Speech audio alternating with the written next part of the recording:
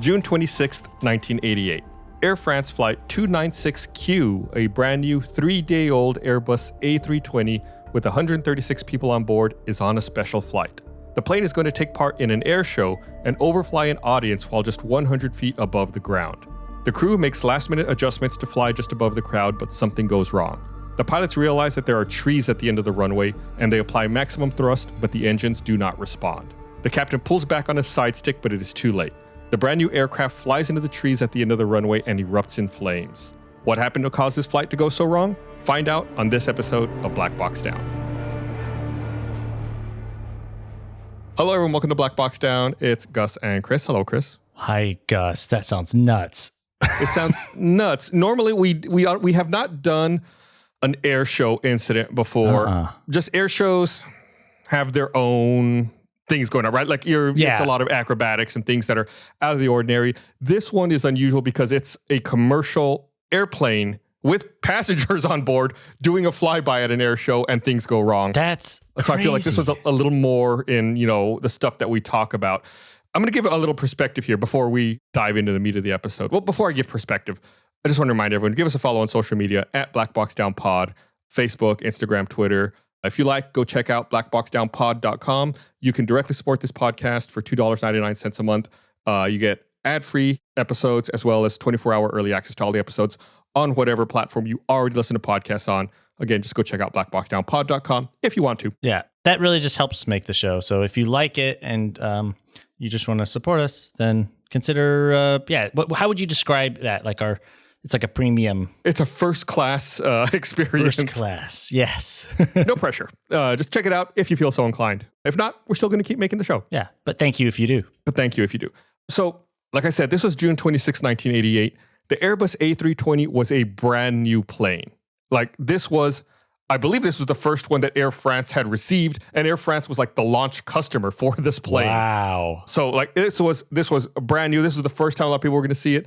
The Airbus A320 was also a very revolutionary aircraft because it pioneered what we know of as fly-by-wire systems. And, we've talked a lot about the way that controls work in various airplanes. And, if you're piloting a small plane or you think about old-timey planes, it's a very manual, labor-intensive process. Like when you pull back on the stick, there's cables and pulleys. And we've talked about these cables and pulleys before. Like there's cables and pulleys that translate the physical force you exert onto the control surfaces and manipulate them. On bigger planes, there may be hydraulic systems that help because, your human muscles aren't strong enough to move a giant piece of a plane. So hydraulics help you be strong enough to be able to move the surfaces of the plane. Power steering. Exactly, like power steering. In this kind of plane, in the A320 was the first commercial airplane that used fly-by-wire technology. And what that means is you input your controls to the plane, and those controls are fed into a computer, and then the computer sends electrical signals that actually activate the control surfaces of the plane. So whatever you're doing gets interpreted by a computer, and then the computer is what executes the moves that you want to do. Okay, so it's more high tech. Yeah, it's like if you were driving your car and there was no physical connection between your steering wheel and the tires. Like if you turned it and there was a computer sitting in the way that interpreted your turns of the wheel and the computer activated motors that turned the tires. More like a video game. Yeah, that's a really good way to think of it. It's a lot more like a video game. No physical, manipulation of the control surfaces and no there are hydraulics, but but they're not one-to-one directly. Correct. So a little different. And a little bit of trivia. I had to look this up because I was curious. There's nowhere else to put this in this episode, so I'm just going to go ahead and mention it right now. I started wondering, I was like, 1988, this rolls out. They got this fly-by-wire system. So I started wondering, what kind, just from I'm a big computer nerd. Just from a computer nerd perspective, what kind of processors did they use? Like, what kind of computers were there in this plane that enabled this fly-by-wire system? The early A320s used the Intel 186 processor. And in 1988, the flight management computer contained 6 Intel 286 CPUs. So what is that? Like, when Intel, first came out with these processors, it was like, they refer to them as like the x86 line of processors because it was like 186, 286, 386, 486, and then Pentium. Like we're on I don't know what generation. We're like on generation 20 by now. Like this was the initial, like the very first computer my family owned when it was like in 1992, I think was like a 486. Like these are ancient computers. In fact, the initial, like I said, when they upgraded to the 286 CPUs, they had 2.5 megabytes of memory. Megabytes. Yeah, if you think about a floppy disk, remember those? Yeah. Those were 1.4 megabytes. So it was less than 2 floppy disks worth of memory. Granted, that's physical storage and not RAM, but same thing. Well, not but like same most thing, computers nowadays have like 16 or 32 gigabytes. Gigabytes. Yes. Sorry, I didn't clarify. And a gigabyte is 1,000 megabytes. Yeah. So nowadays you might have like 16,000 megabytes, and back then they had 2.5. And they're more efficient now too. Like so just crazy to think about the technology that they had and that they were putting into the plane to enable this fly-by-wire technology. If that all sounds old to you, ask your parents; they'll understand. So, okay, this flight, Air France Flight 296Q, it was a chartered flight. It was going from Paris, France, to Basel Mulhouse Airport, which was outside of St. Louis, France. I'm sure you say it Saint Louis or something else, but St. Louis, and had a stopover in Habsheim, France, where there was an air show that was being held on that day. The flight was crewed by Captain Michel Asselin, who was 44 years old, with 10,463 flight hours, and First Officer Pierre Mazières, who was 45 years old, at 10,853 flight hours. So even though Pierre is listed as the first officer, these were both very accomplished Air France pilots. These were like the best of the best, like instructors. Captain Michel Asselin was like the pilot who was helping to introduce the A320 to the airline. He had the most experience with it. Like he was a big proponent of this plane and the fly-by-wire system. So I just want to throw that out there. It wasn't like that. They both have a lot of hours. It's not like one of them was brand new or just starting out or something. These were both like some of the best pilots that Air France had. The people who were on this flight, did they like know that they were going to be part of an air show? They knew that, right? So a lot of the people on this plane were journalists because they were, this was a historic flight. And also some people had won contests to be passengers on this flight because it was such a big deal. Like they'd entered, raffles and lotteries to try to be able to be on this plane. And they knew that it was going to make a stop at this air show. The flight was actually supposed to continue on after this air show and go like circle around Mont Blanc and just do like a bunch of sightseeing. Yeah. So this was just like the very beginning of that. So yes, they did know that they were going to be flying over an air show. Because I just imagine be like you're doing a flight, and we're going to take a quick detour down to the 100 feet. Yeah. Let me give you a little spoiler for the end of the episode. This is not allowed anymore. You can no longer do this. So like we said, this was a brand new plane. It only had 22 hours on it and 18 cycles. There were 4 flight attendants and 130 passengers on board. So the 136 people total, 130 passengers, 4 flight attendants, 2 pilots. So the plan for this day was to fly from Paris to the Basel Mulhouse Airport and then do 2 round trips from Basel Mulhouse and then return to Paris. And then those round trips, like I said, it was going to circle Mont Blanc and other things and then fly back up to Paris.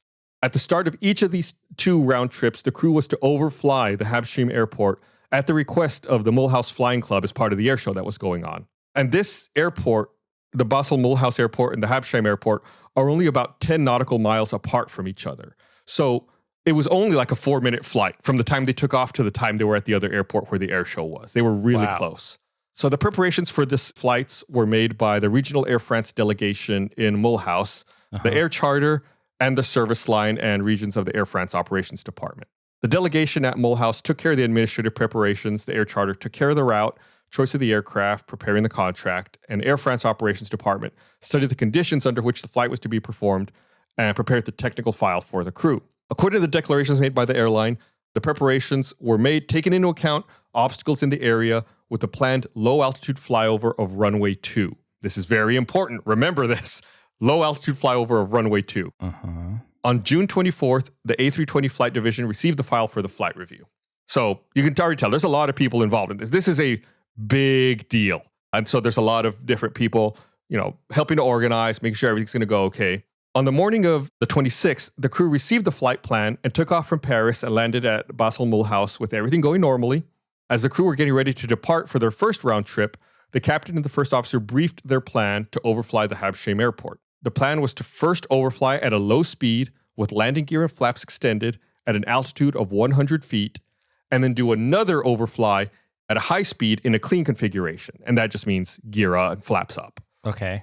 So they do it and then they do a 180 and come back? I don't know if it was a 180 or a 360. Okay. Regardless, they're going to come in low with gear and flaps down, then circle, and then bring their gear and flaps up, and then come back over at a higher speed. Why would they keep their gear and flaps? Why would they put the stuff down to land? It looks cool. I mean, plus also if they're going to be doing a low speed pass, they want the flaps out anyway to help generate extra lift. Okay. So that I can understand. The gear, they probably didn't need to. I don't know what their reasoning for that was.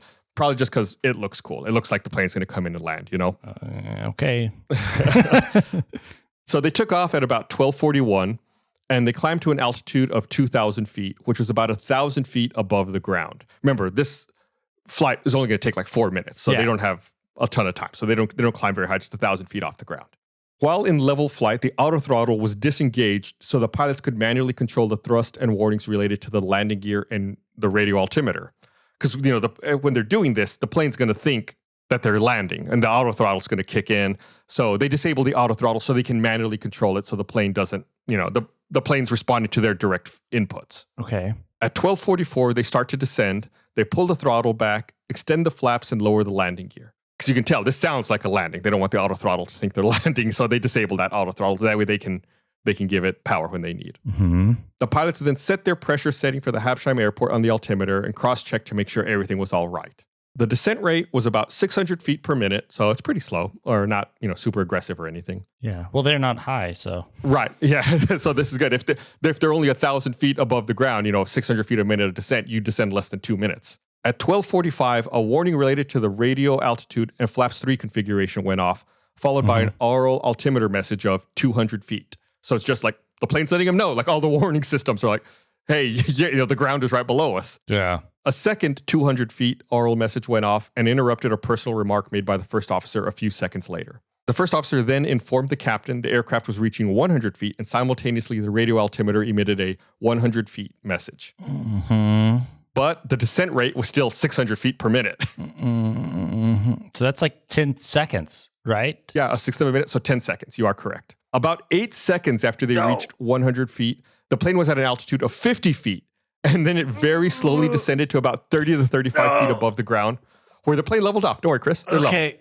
Well, no. Still, they're lower than they thought. Remember, the plan was 100 feet. Yeah. So the aircraft overflew the runway, you know, like they were supposed to, but clipped some trees that were located shortly at the end of the runway at 12:45 and 40 seconds. Did they know they're lower than they're supposed to be right now? Well, they probably are when they hit the trees, but like... So they would have had information telling them what their altitude was. Their radio altimeter should be telling them exactly how high they are off the ground. And they, like I said, they clipped some trees at the end of the runway. And the first contact between the aircraft and the trees was made by the rear section of the fuselage, then the engine nacelles, and the main landing gear. Because remember, it's very nose up when they're doing this. So the back of the plane is actually the lowest part. So that's what clips the trees first. Oh, wait, is it one of those things where because they're nosed up, it's reading their altitude from the front of the plane? It's possible, but it wouldn't account for that great of a difference. Like it wouldn't give them 60 feet. Yeah. So did the people at the air show see them hit the trees? Chris, there's video footage of this. The people at the air show are filming. There's multiple angles of people filming this incident, which actually turned out to be really useful for the investigation. I bet. Yeah, because there's multiple angles. You can see exactly what's going on. Oh my God. So we know when the aircraft sank into the forest, the tip of the right wing, then the right wing itself broke. Fuel was like projected forward and fire immediately broke out, penetrated the cabin as soon as the aircraft came to rest. So from the perspective of the people at the air show, the plane, you know, hits these trees, keeps going, disappears into the trees, and then there's a huge fireball. Oh my God. Evacuation was made immediately via the left side of the plane. However, the forward left door could not be opened completely because of the trees. You know, they're in a forest, so they try to open the doors and there's like trees all around blocking them. So they hit the trees, but like there's people evacuating. I mean, people aren't just all dead. They hit the trees. So they were going pretty slow and they were really low to the ground. They were, like we said, they're only 30, 35 feet off the ground. So people did survive. Not everyone passed away. And that's why they began evacuating immediately. Like I said, they couldn't open the forward left door, so they opened the left aft door, and the escape slides deployed. But the slides were perforated by the trees. So no. There were problems, trying to evacuate this plane. And are they on the ground? Yeah, they're on the ground at this point. They're not like, they're not super high. Yeah, they're not being suspended by the trees up in the air. Okay. Initially, everyone survives the impact. However, there were 3 passengers who weren't able to escape, and they were killed in the subsequent fire. In fact, one of the people who passed away was someone who was about to escape, saw someone else who was having trouble, and went back to try to help someone. Oh, no. Yeah, I mean, someone tried to do the right thing, and they passed away for it. It was awful tragedy. The person they went back to help? They also passed away. They were one of the other victims in the fire. That's terrible. Super terrible. So, obviously, something went very wrong here. And so it's an investigation that's carried out by the French BEA. And of course, they determined immediately there's no mechanical or instrument failures with the aircraft that could have compromised safety. The weather, the lighting, navigational aids were all satisfactory before the accident. There's no medical or pathological evidence which may have influenced the flight either. Therefore, the commission was led to concentrate their investigation on the circumstances of the preparation for the flight, on the elements liable to have influenced behavior of the crew during the flight. So luckily for them, the crew all survived, so they can interview the pilots and try to find out what happened here. According to the departments of Air France responsible for flight preparation, the low-altitude overflights had been studied as provided for an internal note for the airline. The study would mainly have considered in checking obstacle clearance in case of engine failure. And according to the airline, these flybys were studied for flight over runway 2. Remember, I mentioned that earlier. I said it was very important.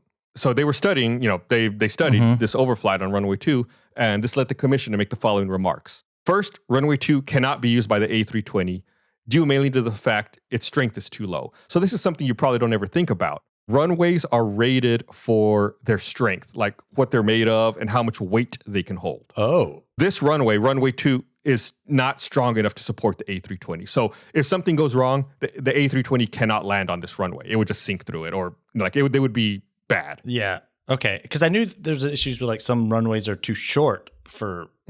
This is a small runway. This particular runway 2, was 3,281 feet long. That's really small. In an emergency, they might have been able to stop an A320 on that. Yeah. So the landing distance required for an A320 is about 4,600 feet. So no, it's actually too short. So this runway is too short and too soft for the A320 to try to land on. But they're not landing on it, or not supposed to be. Right. They're just saying in case of an emergency, in case of an engine failure, they cannot try to land on this. This is just part of their study in preparation for this air show. Then they say another thing. They say, second, the runway to be used could not have been foreseen at the time when the flight was prepared by the department concerned, because weather conditions were unknown and Air France was not notified of the runway selection by the organizers. The internal note that was referenced was drawn up by Air France to prevent demonstration flights from being made at heights which are too low. This note specifies that all or part of a tourist demonstration flight must be subject to accurate definition of the way in which the flight will be carried in regards to distance, altitude, configuration, and more, and the corresponding task sharing. These directives should have been drawn up by the flight division, but it was only on the Friday afternoon that the flight file was handed over by the employee responsible for its preparation to the technical assistant of the division at the moment when he was leaving. So they kind of handed off this information to the person responsible late in the day on a Friday when it's the end of the workday and the guy's leaving. What? The persons responsible within the flight division did not deal with this earlier, probably due to their workload related to the entry into service of the aircraft. So on top of this, they were busy because the A320 was launching, so they were kind of divided in their attention. And finally, they estimated the captain was perfectly capable of planning this flight himself, given his position in the company. Like I said, the captain was the head of the company's A320 training subdivision and had been heavily involved in test flying the A320. He carried out maneuvers beyond normal operational limitations, had total confidence in the computer systems of the aircraft. So this is the Friday before they're like, hey, do all the calculations? Yeah, they're like, here's all the information you need. And they didn't really get a chance to look it over. Okay. So due to the short period of time available, the technical assistant did not have time to make verbal comments on the file to the captain, who was flying on duty at the time, and the first officer was not contacted. So again, we have this compressed time frame, so important steps are getting skipped here. The pilots were chosen for this flight as they had managerial experience, and reconnaissance of the Habsheim airport by the crew was at no time considered. So, even though these pilots were experienced and knew how to fly this plane, no one ever considered, hey, should we let the pilots go check out the airport before they do a flyover? Which, of course, seems crazy to me. Yeah, it was only, how far away driving-wise even? Oh, it was 10 miles away from the other airport. But granted, it's like kind of small town. It's, but still, it's only 10 minutes away from the other. You think they could have flown out there and then driven the 10 miles or found a way to go out and inspect it and take a look at it. The meeting provided for its regulations on its initiative between the airshow flight manager and the crew did not take place, thus depriving them of information which could have been useful. The organizer had held that same morning a preparation meeting with all the other pilots concerned, but was not worried by the absence of this crew due to the correct performance of flights made during Air France's participation in previous air shows at Habsheim, and the freeing of the airspace was planned from the moment when the aircraft was to take off from Basel-Mulhouse. So the organizers of the air show had a briefing that morning with all of the pilots involved in the air show, except for the Air France pilots. But they weren't worried. They said, they knew that the Air France pilots know what they're doing. We're going to close all the airspace. It's not a big deal. So even though there was a briefing for all the pilots, they didn't require Air France pilots to be there, and the organizers really weren't concerned about it. The crew had therefore received no information or verbal comments on the file drawn up for them, and neither of them had previously performed a demonstration flight either. The file was handed over to the crew as it stood. It included none of the required items noted in the internal note, nor did it give any indication of the height or overflight axis to be observed or any direct means of contact with the airshow organizers. So it was missing critical information, and then on top of that, it didn't list any way to contact the airshow either to get information that they could have needed. How are they not like, hey, do they not call? Or I guess you said there's no way to call, but like, how? If I were to take a guess at it, I would say overconfidence. Thinking that, they know what's going on. It's not going to be a big deal, even though, there's a lot of procedure involved. This is one of the things we talk about all the time. There's a lot of process and checks that go into aviation. And like many incidents we talk about, there's no one red flag like this is exactly what caused it. It's all of these little lapses in safety that are starting to add up, creating problems. I haven't even dropped a bombshell on you yet. This is going to get even crazier. Using the internet without ExpressVPN is like walking your dog in public without securing them on a leash. Most of the time, probably fine. But what if one day your dog runs away or gets dog-napped? It's better to be careful, especially when it's as simple as using ExpressVPN. Every time you connect to an unencrypted network in cafes, hotels, airports, whatever, your data is not secured. Any hacker on the same network can gain access to and steal your personal data. But ExpressVPN creates a secure encrypted tunnel between your device and the internet so that they can't. It'd take a hacker with a supercomputer over 1 billion years to get past ExpressVPN's encryption. ExpressVPN works on all your devices, whether it's a phone, laptop, tablet, even your smart TV. It's so easy to use. Just fire up the app, click one button to get protected. I've been using ExpressVPN for quite a while now. It's great on, like I said, on all devices. Got it on my laptop, got it on my phone, got it on my tablet, you name it. If I'm out somewhere, I don't have to worry about it. It's super easy to install, super easy to use. You forget it's there most of the time.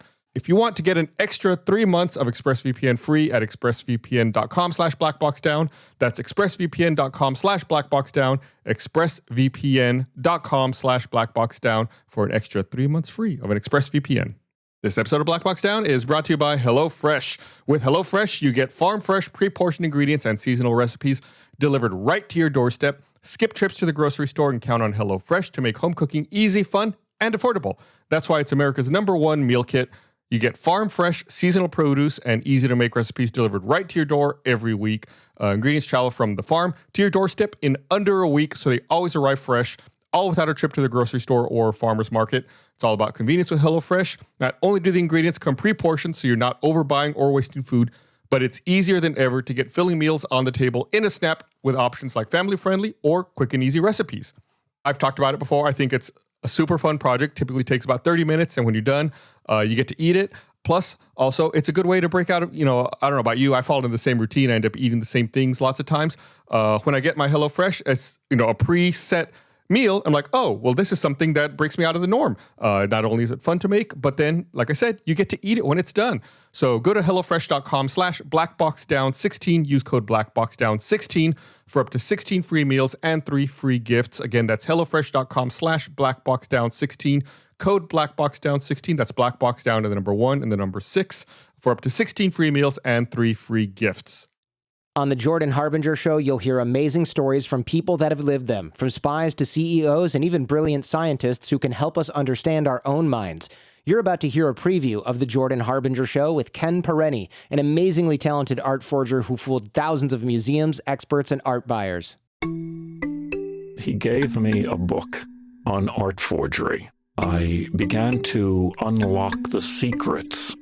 I was a storehouse of knowledge of how to create an illusion, present it to an experienced expert, manipulate his mind, and bring him to the inevitable conclusion that the painting is genuine.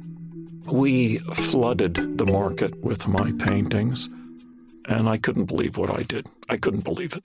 Then the dominoes started falling, and eventually the FBI were led to my door. They uncovered a mountain of evidence against me. But they never actually got you. Why did it go away? Why did you never get indicted? And how are we having this conversation? I guess that's the greatest story of all. If you want to hear more about how Ken made millions forging art, dodged the mafia, and even the FBI, check out episode 282 of The Jordan Harbinger Show, available on Apple Podcasts, Spotify, or wherever you're listening now. So the crew should have referred to the internal note that specifies a minimum height of 100 feet. The commission remarks that, 1, the note was not appended to the file handed over to the crew, even if its existence is recalled in the message. And 2, the 100 feet height was not applicable to Habsheim overflight, as none of the runways were usable by the A320. So they're just saying that, like, why are they getting so low? Because if there's a problem, they can't land here. Third, the choice of 100 feet is in contradiction with the French air safety regulations, which impose a minimum overflight height of 170 feet using VFR. Even though the height of 100 feet has been used many times, there have not been any reactions from the administration or any air show organizers. So technically, the minimum is supposed to be 170 feet, but apparently it's like one of those rules that everyone ignored. Okay. Yeah, I don't know. I don't know, Chris. I have no answer for you. It's just dangerous. It's just dangerous. Yeah, and I didn't. Think about like when you're like, yeah, if anything goes wrong, they can't land. Yeah, right. It's not just that one runway. It's none of them. None of them right. on the airport. And when you have, and we've talked about things like this many times, when you have an emergency and you have like power failure or something, you can trade speed for altitude or altitude for speed, but when you have very little altitude and very little speed, there's nothing you can trade. There's nothing you can give. So It's like when you're going low and slow, if something goes wrong, there's nothing to recover. Yeah. Like you have nothing to give. Anyway, where was I? So the crew was handed the file about the flyovers on that morning of the flight. They made the flight preparation only from items differing from their normal working documentation and describing an airport, the Habsheim airport, and its surroundings, which they were unfamiliar with, we talked about, because they've never been there, and they're trying to figure out, how they're going to do this. They also seem to not have tried to obtain additional information concerning the overflight. So they just kind of like took everything they were given at face value without really questioning it. The commission thinks it's probable the captain judged the flyovers presented no difficulties and he had no need for additional information. Like I said, overconfidence. Yeah. The commission also notes that the Air France personnel directly concerned would no doubt not have been easy to contact on a Sunday. The captain chose to fly over runway 2 because of the terrain, and both flyovers were planned without a previous flight over the airport. Again, no one had looked at the airport before this, or none of the people directly involved had looked at the airport. The commission also notes that the second flyover was supposed to be done at 100 feet in a clean configuration at a higher speed by the first officer, but this is not in accordance with the internal note for Air France that specifies that a clean configuration flyover should be done at 300 feet. Again, remember, clean configuration is flaps and gear up, like not in a landing configuration. So again, they're going to do this clean configuration flyover way too low, below what it should be. So this is the time when I'm going to drop the bombshell on you, Chris. Okay, I'm ready. So like I've set up a lot of things here. This flight from their airport that they were starting this leg on to the air show was 10 miles. It was a 4-minute flight. The pilots had not seen this airport. They'd never been to this airport before. They were planning for this overfly of runway 2, which we talked about was too weak and too short for them to land on. Mm-hmm. They take off and, they only go 1,000 feet above the ground and they're looking for the airport. They have to visually find it after they take off. They've only got a couple minutes to find it. They find it. They descend to come over and do their flyover. As they're lining up to fly over runway 2, the captain realizes that's not where the crowd is. What? The crowd is lined up over a grass runway, runway 34. So he has to, at the very last second, turn the plane and not fly over the direction that they thought they were going to fly, but instead fly over this grass runway. You know what's at the end of the grass runway? Trees. A forest. Oh my God. There was more clearance at the end of runway 2. Granted, the forest still comes around, but there was more clearance at the end of runway 2. There's a way less clearance at the end of runway 34. So the captain sees that the crowd is at the other runway, makes an adjustment to fly over this grass runway 34 instead, doesn't tell the first officer. Oh no. He just kind of repositions the plane and flies over runway 34. Like, when in the timeline is this? This is like a minute out. It's only a 4-minute flight. This is when he realizes it after they see the airport when they're starting to do the flyover. Oh. So when they're descending, the commission believes that the first officer heard the radio altimeter announcement that showed 100 feet of altitude because he stopped what he was saying when it went off. This also indicates the first officer was using the radio altimeter as the height reference, or that the altimeter indications were consistent with those of the radio altimeter. The officer then made a remark to watch out for pylons ahead, because they have pylons set up for the air show. What are pylons? Sorry. Like really tall pillars, like the planes will do acrobatics and like slalom through them and stuff like that. Okay. The captain, however, did not react to the radio altimeter announcements of 50 and 40 feet or to a possible reading of the instruments, and he dismissed the warning about the pylons with a, yeah, don't worry. Oh my God. A problem of reference is raised for the 100 feet flyover margin. The radio altimeter readings are only valid for flat terrain over a topographically known contour with electrically well-flagged points. So there may be some problems because if it's not perfectly flat, if it's uneven, they're flying over a forest as well. And they got pylons and right. stuff. So maybe the captain's thinking, well, the radio altimeter's a little off because it's not exactly flat here. It's not used to this terrain. We're not over a big airport runway where we would normally land. Well, but also, what if it's off in the wrong way? Or correct. Yeah. It's possible. But, in addition to the radio altimeter, they also have a barometric altimeter, which is like an instrument that they have to manually set. They set it for the pressure outside and it measures pressure differences and, gives you your altitude. And its intrinsic accuracy at a low altitude is around 30 feet. The altimeter reference pressure is supplied to within 15 feet. What this is saying is, even though he may be dismissing the radio altimeter, the barometric altimeter is still telling him it doesn't have an announcement or anything, but if you look at it, it's still like, oh no, we are low. Look, it's not the radio altimeter messing up. Even the barometric altimeter is telling us we're really low right now. Yeah. But that being said, there is a little bit of leeway. The barometric altimeter is not as precise. It does have a little bit of give in it. So you can't use it to do an accurate low flyover. It's telling you you're low, but you can't know I'm exactly 100 feet using the barometric altimeter. These considerations may have led the crew to have only limited confidence in the readings of these two instruments. So they're kind of like, well, maybe the instruments are inaccurate for what we're doing right now. Because again, this is a little unusual what they're doing. It's kind of out of spec for what these systems are designed for. Yeah. Also, the commission notes that if the descent below 100 feet was not made voluntarily, this supposes that the captain was flying by sight and that he had not registered the oral announcements made by the radio altimeter as he was occupied with other tasks. Remember, he was not familiar with what the area looked like. He was accustomed to bigger airports and runways and bigger towers.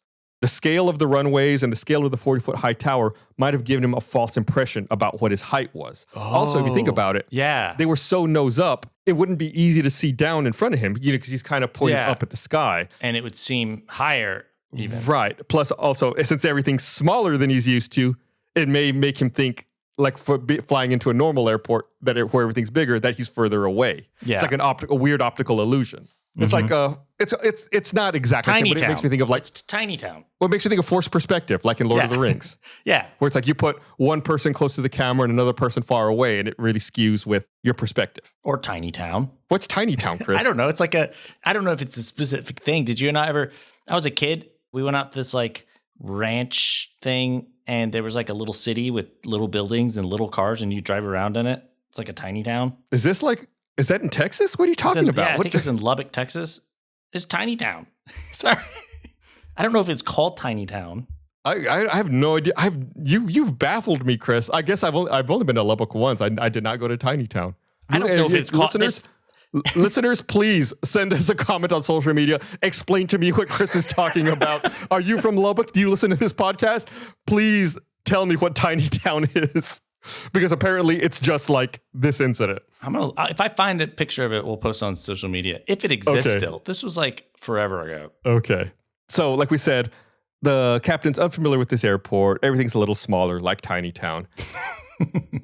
And he made this maneuver with the throttles at flight idle and maximum nose up stabilized position. Like I said, this might be why he can't see very well. He's looking up. He had often performed similar maneuvers at high altitude and on simulators. These maneuvers were generally made with a stabilized engine speed well above idle, and the thrust was established very quickly, permitting immediate increase in height. However, at an air show, it's the ideal occasion to demonstrate the possibilities of the A320, of which he was an ardent advocate.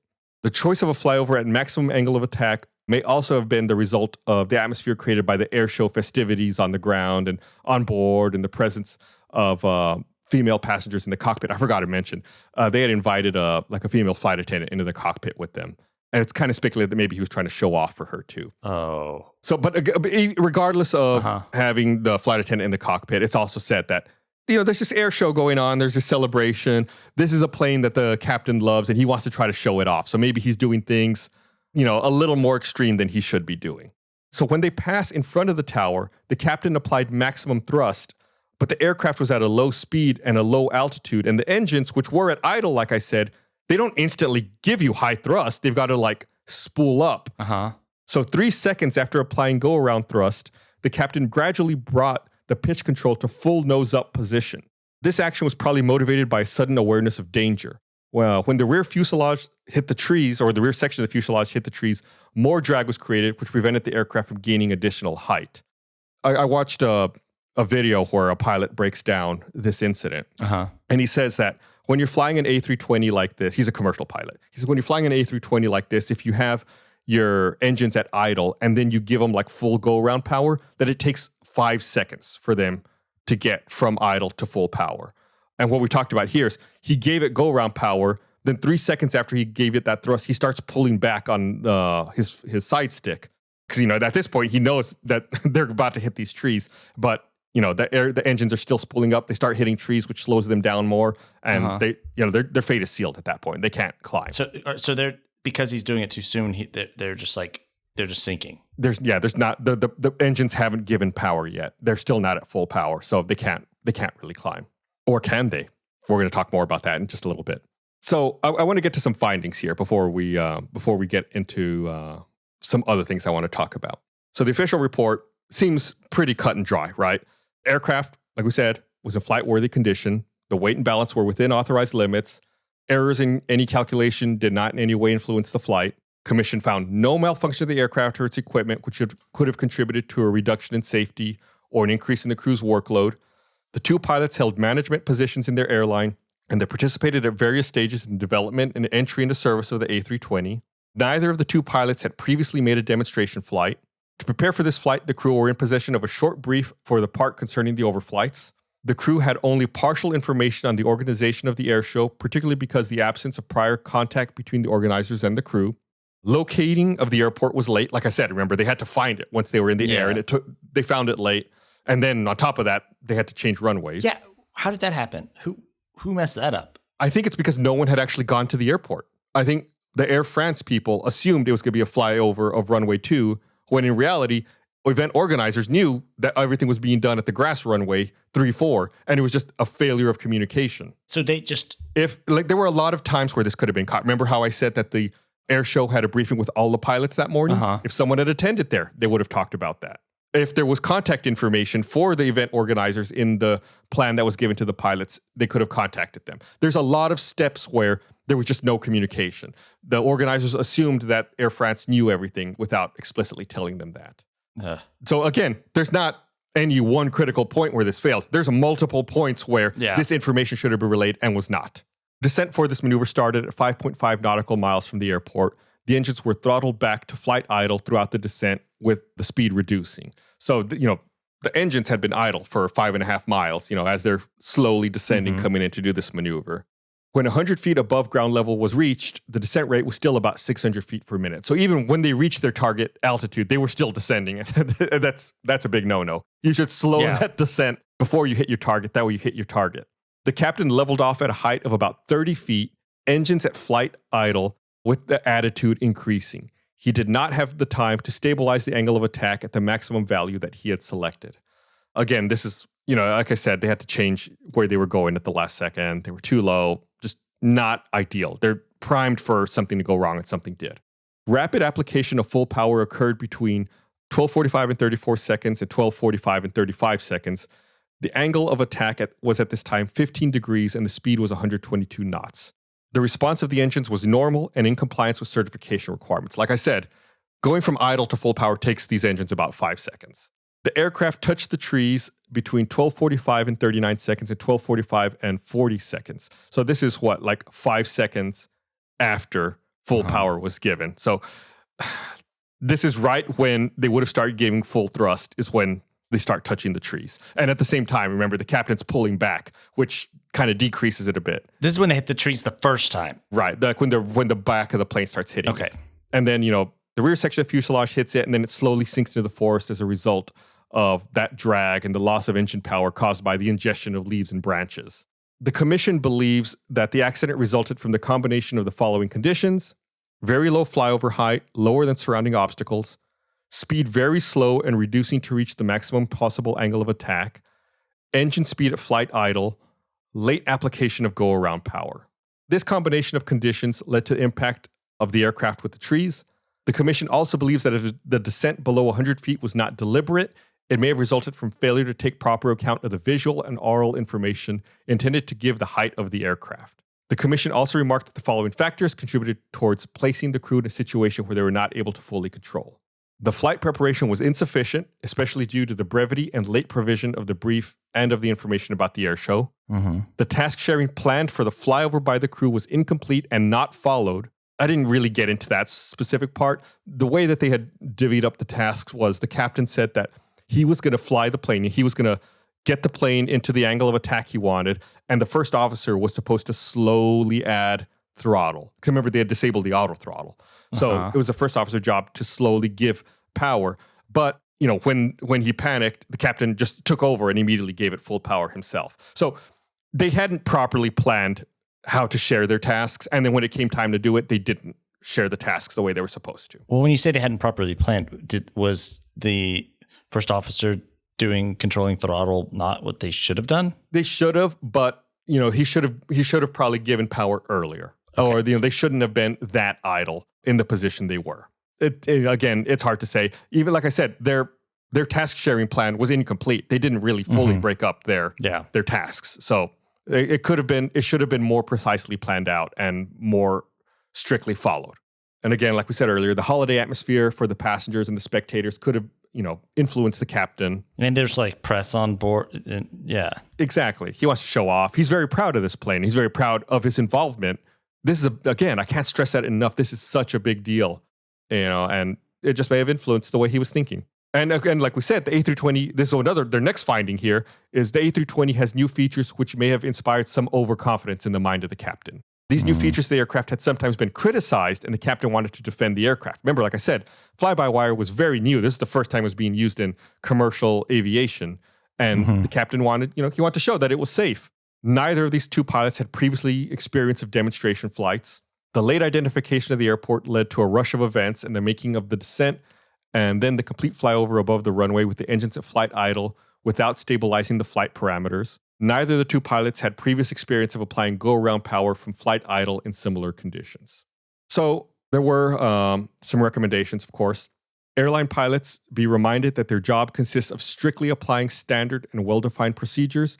Consequently, their training be more oriented towards safety, which requires that standard flight conditions be permanently maintained. For the A320 training in particular, the pilots are made aware that the performance limitations still stand as on any other aircraft in spite of many automatic protections. And we've talked about some of these protections before, I think specifically with Air France 447 about normal law, alternate law, flight envelope protections. The A320 was kind of the introduction of a lot of these protections. And they just want to remind people, hey, these protections are cool and all, but you still have to, like, it's not going to save you if you're doing something wrong. You still need to fly the plane. So was he think that it would? Like, well, yeah, I mean, I can't speak to that exactly, but I think what they wanted to make sure was that pilots in general didn't think that these safety precautions would save them if they did something bad. They're there to help, but in the end, pilots still have to go through thousands of hours of training and years of practice in order to fly a plane. So they want to make sure, hey, don't forget, you've trained for this. You still need to fly the plane. Crews performing demonstration flights receive special and well-adapted training, which is not within the scope of the basic training or type qualification. So if you're doing a demonstration flight, you need special training to do that. Studies be made to see if it would not be judicious to transmit all warnings and oral announcements via the pilot's headsets. So, because these warnings they were getting were in the cabin, not specifically directly in their headphones. So they just wanted to see if maybe these warnings should be transmitted directly into their headphones too. Okay. During the safety demonstrations before each flight, use of the seatbelt be demonstrated. These procedures be also indicated in the leaflet giving safety instructions for all passengers. I didn't get into this earlier. Let me read this next recommendation before I explain it. The attention of the seatbelt manufacturers be drawn to the advantage of providing unlocking systems where a single simple action causes both unlocking and separation of the two halves of the belt. You probably don't think much about the seatbelts on a plane. One of the people who passed away because they couldn't get their seatbelt off. Oh. And remember I said a passenger went back to try to help someone? It's because she saw another passenger was struggling with their seatbelt. So she went back to help and they both passed away, all because that one passenger couldn't get their seatbelt off. And so how do they want to change them exactly? So they changed them to the seat belts you see nowadays on planes, where it's just one action that unlocks and separates the two pieces. Because you think about it, like all you do is you just lift that little tab now and the seatbelt comes off. It's one step and you're free. It's not complicated. How was it? It was more than one step before? I believe it was two separate actions, one to unlock and then a different action to separate. Oh. I can't speak to that. I did not fly on a plane before 1988, so I don't know what they look like before then. So I can't answer that. I'm an old man, Chris, but I'm not that old. I'm an old man who grew up in a tiny town in the middle of nowhere. Not your tiny town, a separate tiny town. And then the last recommendation here is some of the passengers hit their head on the back of the seat in front of them, leading some to have partial loss of consciousness. Therefore, it's recommended that studies be undertaken so that the design of future seats take this potential problem into account. That's kind of why, when they tell you to brace, you lean forward and put your head on your hands on the seat in front of you. That way, when you suddenly stop, you don't slam your head on the seat in front of you. It's already kind of resting in that position. Yeah. So I know lots of times when we talk about these incidents, you'll ask about if anyone served jail time or were there any lawsuits related. Well, in 1996, Captain Asseline and First Officer Mazières and two Air France officials and the president of the flying club sponsoring the air show were all charged with involuntary manslaughter. Oh my God. In 1997, all five were found guilty. Oh my God. Captain Michel Asseline was initially sentenced to 6 months in prison along with 12 months of probation. First Officer Mazières was given a 12-month suspended sentence, and the others were all sentenced to probation. Captain Asseline walked free from the court, said he would appeal to France's highest court, the Court of Cassation. According to French law, Asseline was required to submit himself to the prison system before his case could be taken up by that court. And in 1998, his appeal was rejected and his sentence was increased to 10 months of imprisonment, along with 10 months of probation. So another little twist for, this is pretty much like we're at the end of the episode here, obviously. We're talking about, criminal charges and prison sentences. There is one last twist to this incident. Captain Michel Asseline maintains his innocence. To this day, he maintains his innocence and that he was not at fault here.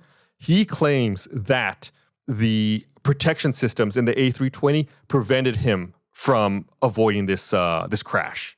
He claims that he gave it power and tried to pull back, but remember how I said it's fly-by-wire? That the plane would not allow him to climb, would not allow him to pull back. What? He claims that the logic and the flight envelope protections wanted to protect the plane from stalling, so it did not let him climb. Has that been tested? It's been tested extensively. The investigative teams found no evidence to back up his claims, but he maintains it.